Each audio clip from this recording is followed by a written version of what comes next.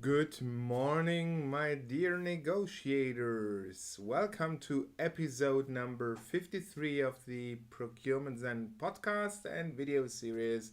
And today we have part number 5 of Cialdini's Weapons of Influence, and we're going to talk about liking. So let's kick it off with the intro. Are you looking to up your negotiation and procurement skills? You're in the right place. Welcome to Procurement Zen with your host, Phil Kowalski.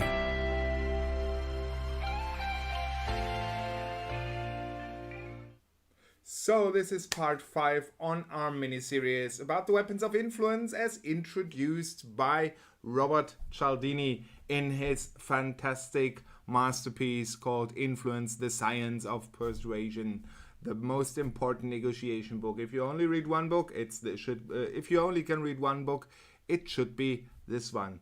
So, what is liking? Simply spoken, the more you like someone, the easier it is for them to persuade you. So this is how liking works in the sense of persuasion. So that's, by the way, if you have children, and I have too, that's why your children are so good at it. Because, of course, you like them and they know that. And if they want to achieve something, they use it, quote unquote, against you. Or maybe against your interests, so to say. An interesting side effect that I just recently discovered about liking is physical attractiveness. Because we humans like physically attractive people. And that's a reason why these attractive people oftentimes are more successful, because they convince others. They convince others to do as they like. They convince others to follow their lead. It just needs a simple smile, and it is something we more often than not want to comply with. And this is also something like they what I would call they have it all effect. Sometimes it might be perceived that people that are physically attractive also are successful, and it seems to be unfair. They have it all, but of course that's stupid, because there's no fairness in being attractive or successful or something like this. But that's an interesting side effect I just recently discovered. So another aspect of liking is that we like people that are similar to us. So, I like biking, said Bob. Oh, me too, said Jim. Let's be friends, said both. So if you want to use this effect, this persuasion effect, in your negotiations, one very classic example is to start with small talk. Small talk is there for a reason, because it works. And the interesting part is you try to build a relationship to your counterpart, right? As they say, it takes only a fraction of a second to recognize if you like someone or not, if you find them sympathetic or not. So that's also very interesting. And if you have followed this podcast for some time, you might remember that I did an episode on research of negotiation counterparts, and I link it down in the description and in the show notes.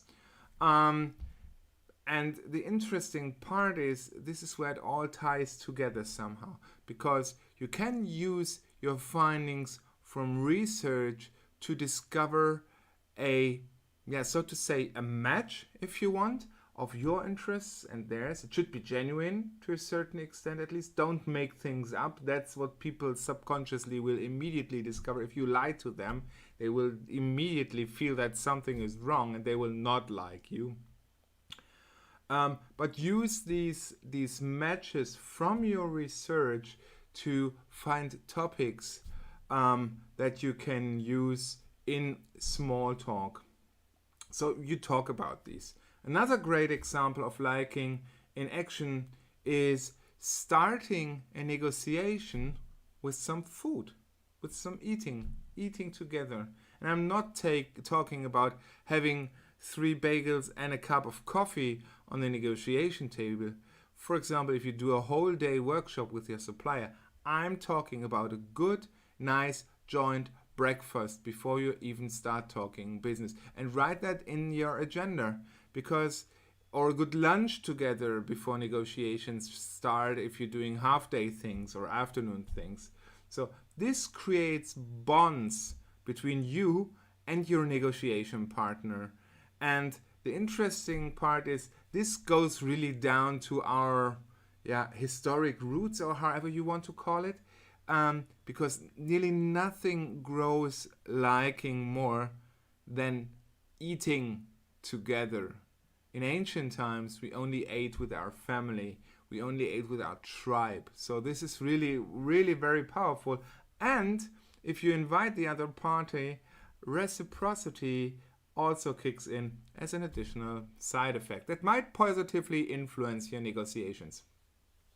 So another idea is, throughout negotiations, you could also use metaphors and comparisons that your counterpart is familiar with, and that makes you also more likable. So if she's a sports girl, use sports comparisons. If he's a cars guy, use examples that include cars. So this will help to increase not only the understanding but also the liking between you, and makes it easier for you to persuade them to follow your lead and to follow or fulfill your request that you might have. So that basically sums up the concept of liking and how you can use it in your negotiations. But we will not end in this week without a further reminder. If you see it on YouTube here, you see that you can go over to ProcurementZen.com/050, because that's our Jubilee episode, our 50th episode, and we're celebrating it. And you can win a free physical copy of Influence, the book by Robert Cialdini. I'm giving away 3 copies. So just go over there, leave a comment, and tell me why you want to win this book, what you like most, maybe from the podcast or something else. So just go over to ProcurementZen.com/050 and leave a comment there to win a free physical copy of Robert Cialdini's masterpiece, Influence, the Science of Persuasion. So that's it for today. Always happy negotiations, and see you tomorrow.